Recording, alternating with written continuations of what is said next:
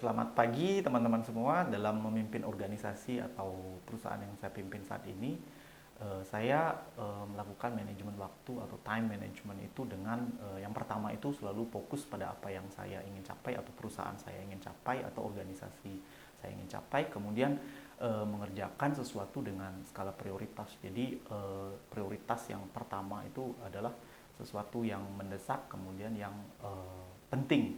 Jadi nanti akan saya jelaskan lebih lanjut. Kemudian saya selalu tidak menunda atau mengerjakan apapun yang bisa saya kerjakan sekarang atau saat ini dengan tidak menunda lagi. Kemudian jika ada banyak pekerjaan yang harus saya kerjakan, maka saya pilih ada beberapa pekerjaan yang harus saya delegasikan kepada tim saya, maka pekerjaan itu akan saya delegasikan kepada tim saya. Kemudian saya akan selalu mengerjakan pekerjaan itu sebelum deadline itu. Nah, dalam manage waktu atau time management ini, saya membaca buku First Things First dari Stephen R. Covey. Jadi Stephen R. Covey menulis dalam First Things First itu bagaimana kita memanage waktu atau melakukan time management. Buku ini First Things First itu merupakan salah satu dari The 7 Habits of Highly Effective People. Jadi merupakan bagian ketiga dari 7 kebiasaan dari orang-orang yang sangat efektif. Jadi dalam melakukan sesuatu itu dibagi menjadi dua, yaitu sesuatu yang penting dan sesuatu yang mendesak. Jadi dari hal yang penting dan mendesak ini, kemudian Stephen R. Covey membagi menjadi 4 kuadran, di mana kuadran pertama itu adalah sesuatu yang mendesak dan penting. Jadi sesuatu yang mendesak dan penting itu yang harus segera dilakukan, dan kadang-kadang sesuatu hal yang mendesak dan penting itu adalah sesuatu yang membuat kita stres. Nah, semestinya kita harus menghindari hal-hal yang seperti ini. Contohnya dikejar oleh deadline, jadi mengerjakan sesuatu yang sudah deadline kemudian kita kerjakan saat ini. Nah, itu akan stressful. Kemudian misalnya kalau di organisasi saya atau di perusahaan saya itu misalnya ketika ada tamu komplain, maka itu adalah sesuatu yang penting dan mendesak harus saya selesaikan. Nah, itu yang pertama saya kerjakan. Kemudian setelah kuadran 1 ini selesai saya kerjakan, saya akan mengerjakan yang kuadran yang kedua. Di mana kuadran kedua itu adalah sesuatu yang tidak mendesak tetapi penting.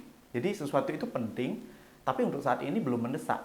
Nah, ini yang harus kita kerjakan. Jadi ketika sesuatu itu belum datang deadline-nya, kita harus kerjakan saat ini. Misalnya melakukan training kepada karyawan.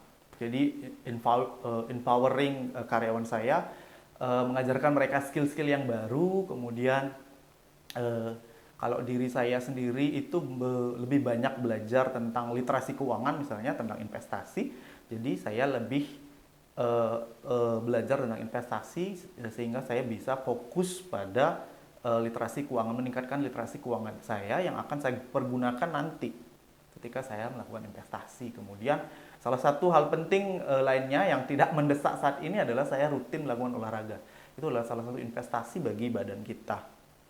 Nah, seharusnya kita melakukan hal ini. Jadi di kuadran kedua lah kita fokus. Jadi melakukan sesuatu yang penting namun saat ini belum mendesak. Kemudian di kuadran ketiga itu adalah hal-hal yang tidak penting tapi mendesak. Jadi ada hal yang biasanya penting tapi tidak mendesak. Misalnya ada telepon yang tidak penting. Misalnya kalau di saya itu sering mendapat telepon dari tugas asuransi misalnya. Itu saat ini mendesak, telepon itu harus diangkat. Tapi sebenarnya hal itu yang tidak penting. Jadi kadang-kadang juga ada meeting yang agendanya tidak jelas. Jadi fokusnya tidak jelas. Nah, itu yang perlu kita hindari. Jadi kalau bisa kita kerjakan yang kuadran kedua. Nah, kuadran ketiga ini bisa kita skip. Kemudian yang kuadran keempat apalagi? Kuadran keempat itu adalah sesuatu yang tidak penting dan tidak mendesak. Jadi hal-hal seperti ini misalnya scrolling sosial media, lihat TikTok itu menghabiskan banyak sekali waktu kita.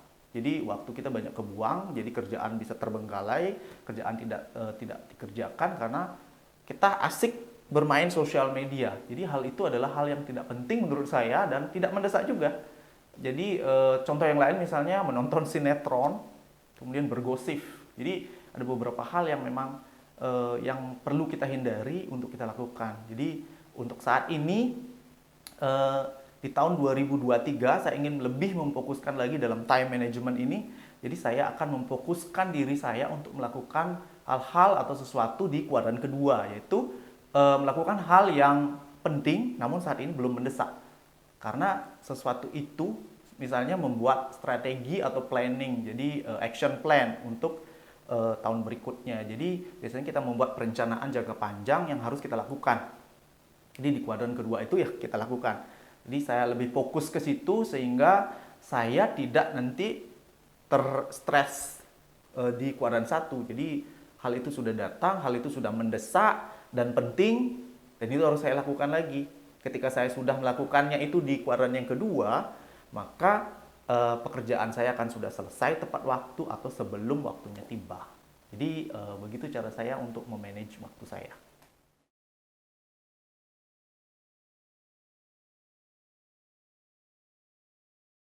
Baik, di dalam kita meningkatkan kapasitas otak, jadi kalau kita sebagai pemimpin itu selalu banyak pekerjaan yang harus kita lakukan dan banyak hal yang harus kita pelajari. Maka dari itu kita harus meningkatkan kapasitas otak kita sehingga kita bisa belajar lebih optimal. Jadi kalau misalnya kita tidak meningkatkan kapasitas otak kita, maka kita akan merasa kelelahan, exhausting dalam melakukan pekerjaan itu dan juga dalam mempelajari hal-hal yang baru, karena hal-hal baru itu harus dipelajari.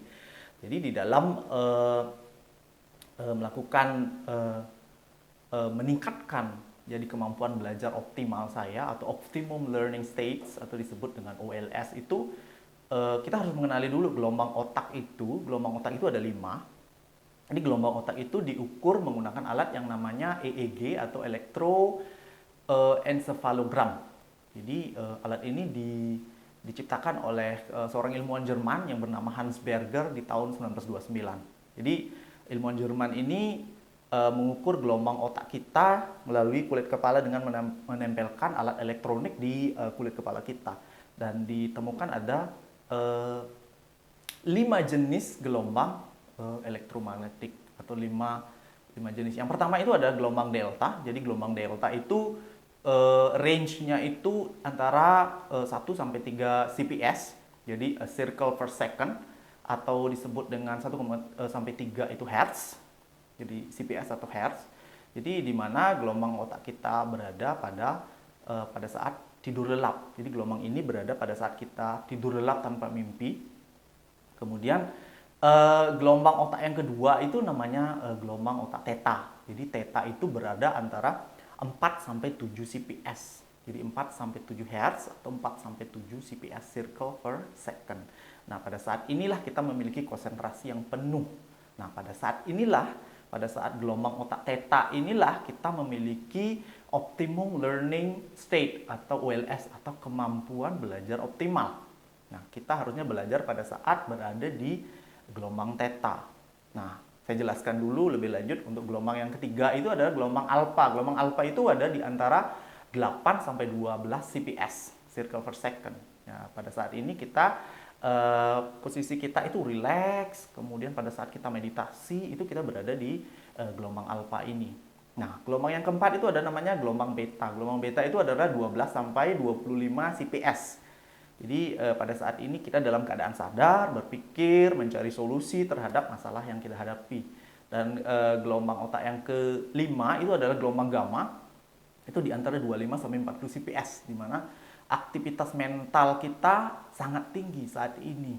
Kita sadar dan aktivitas mental kita sangat tinggi. Contohnya ketika kita sedang marah, ketika kita sedang ketakutan, atau ketika kita sedang menghadapi ujian atau lomba, kemungkinan gelombang otak kita berada di gelombang gamma 25 sampai 40 CPS. Nah, hal-hal ini perlu dihindari karena ada beberapa kerusakan saraf otak yang mungkin bisa terjadi.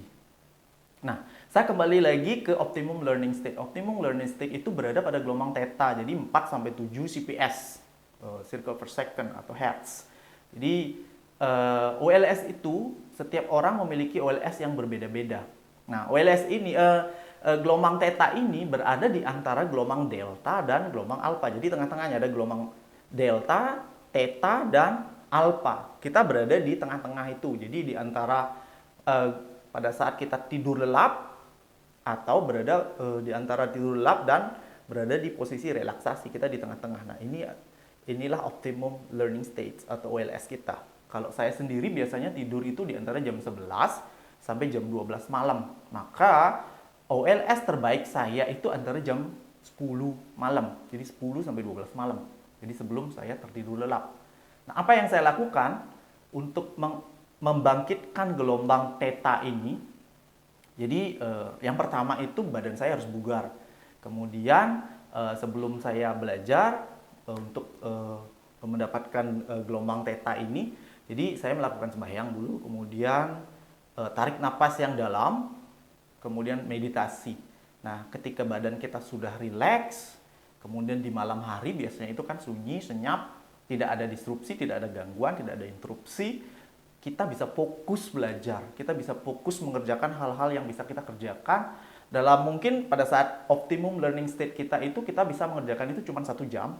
Tapi ketika kita mengerjakannya di siang hari, pada saat kita tidak gelombang otak kita tidak berada di gelombang theta, itu kita bisa mengerjakan beberapa jam.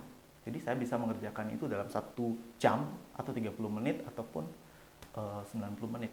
Itu. Jadi optimum learning state atau OLS masing-masing orang berbeda. Jadi tergantung jam tidur kita. Karena gelombang theta ini berada di antara gelombang delta dan alpha. Jadi gelombang delta dan alpha di antara tidur lelap dan relaksasi. Makanya untuk masuk ke sini kita harus relaksasi dulu, merilekskan seluruh tubuh kita dan pikiran kita dengan cara menarik napas dalam, kemudian melakukan meditasi. Setelah itu kita belajar. Dan saya yakin pada saat kita belajar, apapun yang kita pelajari itu akan masuk secara optimal karena kita berada pada kemampuan belajar optimal.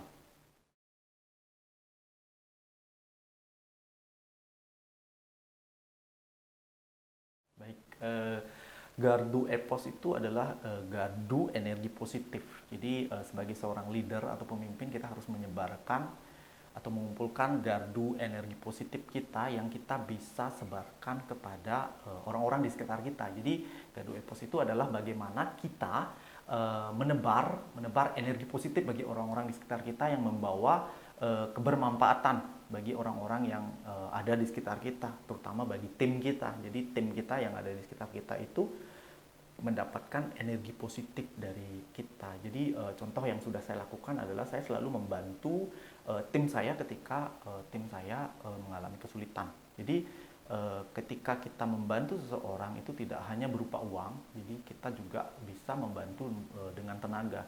Jadi dengan membantu dan mencari solusi atas masalah yang dihadapi oleh tim saya itu juga kita menebarkan energi positif.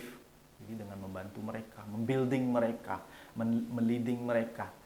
Jadi melalui pengetahuan yang kita punya, melalui pengalaman yang kita punya, kemudian mentraining mereka itu juga salah satu contoh ketika saya melakukan gardu epos itu. Jadi menyebarkan energi positif sehingga membawa kebermanfaatan bagi tim saya. Nah, berbagi juga saya lakukan, misalnya melakukan ketika saya memiliki rezeki lebih, saya rutin melakukan sedekah. Salah satu yayasan yang sering saya dan istri saya sumbangin adalah yayasan sesama yang ada di Buleleng. Jadi kita sering berkontribusi di situ, kemudian kita rutin setiap 6 bulan sekali melakukan donor darah. Jadi itu adalah hal-hal yang sudah saya lakukan, dan di tahun 2023 saya berharap saya bisa lebih meningkatkan gardu epos saya, karena seperti halnya gardu listrik itu, misalnya gardu listrik ketika gardu listriknya itu besar, maka listrik yang dibagi itu akan banyak. Artinya ketika gardu epos kita, jadi energi positif yang kita punya itu banyak, maka kita akan bisa lebih banyak berbagi kepada orang lain, khususnya bagi tim kita. Jadi bagi tim atau organisasi yang kita pimpin. Jadi cara untuk memperkuat gardu epos ini adalah selalu di dalam agama Hindu itu ada konsep namanya Trikaya Parisude. Trikaya Parisude itu sebenarnya kita sudah memiliki gardu epos di situ. Jadi fundamental gardu epos, di mana Trikaya Parisude itu diajarkan kita untuk berpikir yang baik atau positif. Jadi mulai dari pikiran kita harus positif dulu, kemudian berkata yang positif, kemudian berbuat yang positif. Salah satu contohnya misalnya ketika salah satu anggota tim kita melakukan kesalahan. Saya yakin tidak ada satu orang pun di dunia ini yang suka disalahkan atas kesalahannya. Nah, jadi bagaimana kita bisa berpikir kenapa kesalahan ini terjadi, kenapa kesalahan ini dilakukan oleh tim kita, kemudian kita berkata yang positif kepada anggota tim kita. Jadi melindungi mereka, kemudian mencari solusinya, bukan fokus menyalahkan orangnya, tapi kita fokus atau proaktif, bukan bereaksi terhadap kesalahan itu sendiri, tetapi kita aktif, proaktif mencari solusi dari masalah itu. Makanya bagaimana kita menyampaikannya, berkata dengan positif, kemudian kita berbuat, jadi melakukan solusi, mencari solusi yang tepat untuk kesalahan itu. Itu kalau menurut saya Gardu Ethos.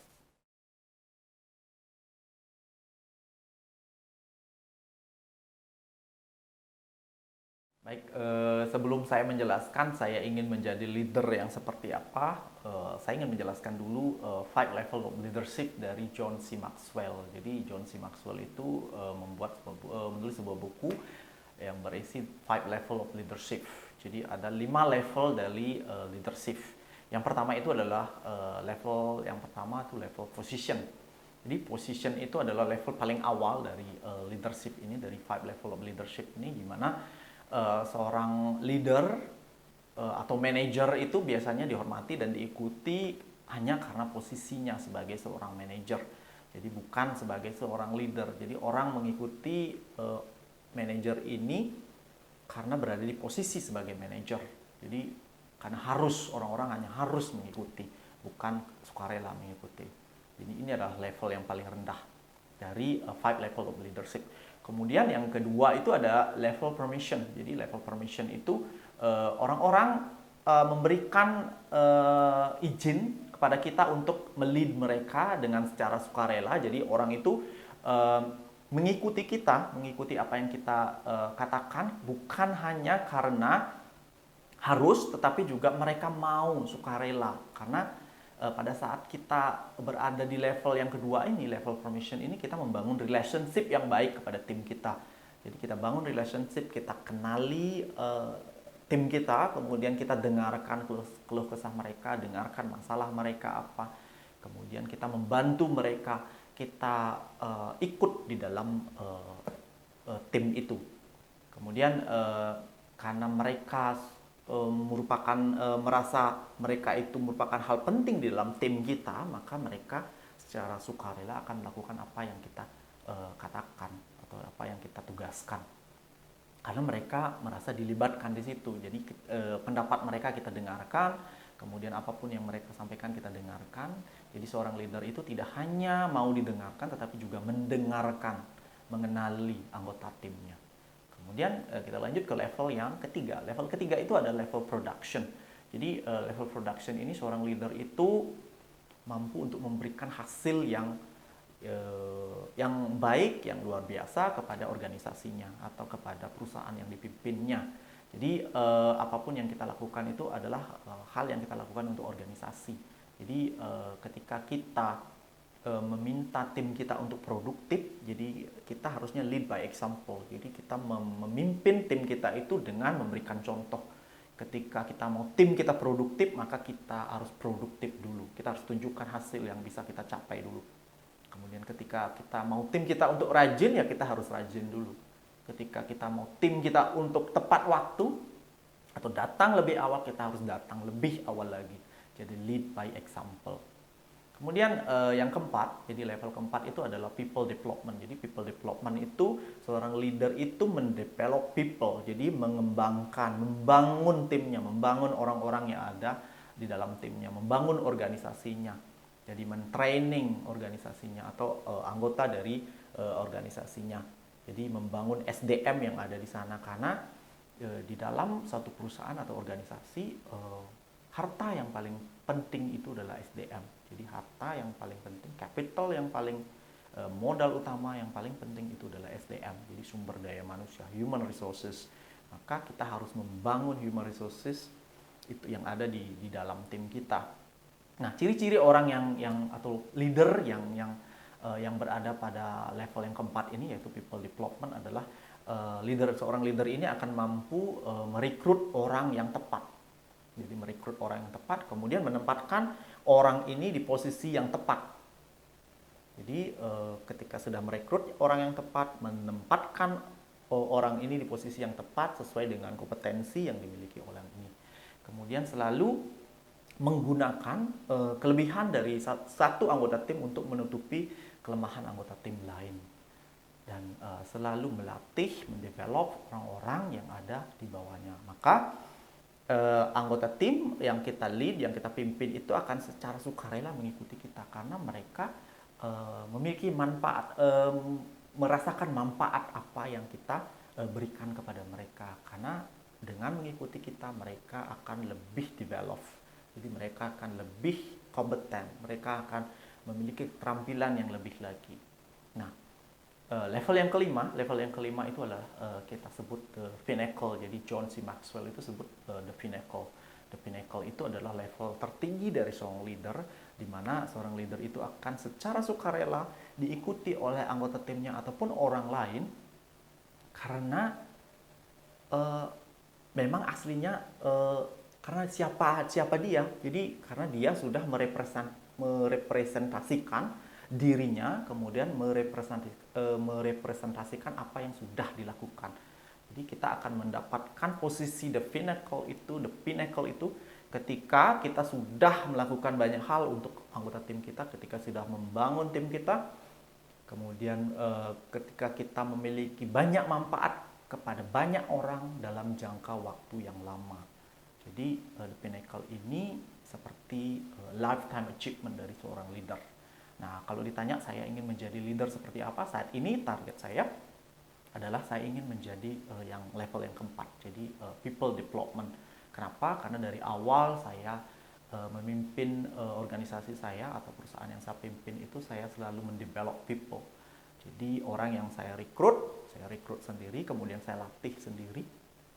Dari yang tidak memiliki kompetensi sama sekali saya latih, dan sampai saat ini ada yang sudah 10 tahun, ada yang paling minimal 5 tahun bekerja sama saya, dan mereka masih tetap betah sama saya karena saya tetap develop mereka, update ilmu mereka, dan mereka merasakan kebermanfaatan atas apa yang saya lakukan. Jadi target saya adalah saya ingin menjadi seorang leader yang berada di level 4, yaitu people development.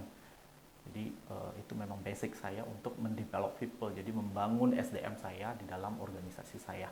Dan nantinya, dan saya berharap ketika nanti saya sudah bekerja menjadi seorang leader selama sekian tahun, ketika nanti saya pensiun, ya mudah-mudahan saya mencapai yang level yang kelima, the pinnacle. Jadi orang-orang akan mengikuti kita dengan cara sukarela, karena siapa kita. Jadi kita merepresentasikan apa atau siapa. Itu.